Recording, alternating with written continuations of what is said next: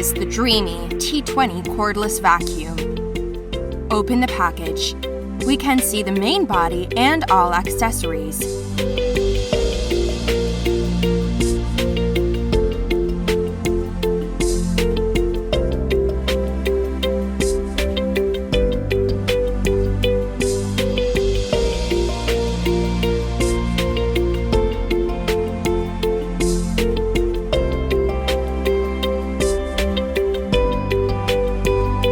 Press and hold the button for 3 seconds to open the language list. Then press the button to scroll through the language list to select the desired one. Press and hold the button for 3 seconds to use the selected language.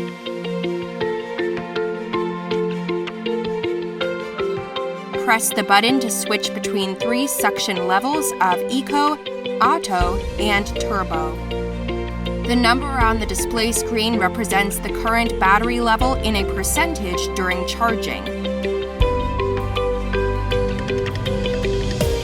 Press briefly to enter or exit lock.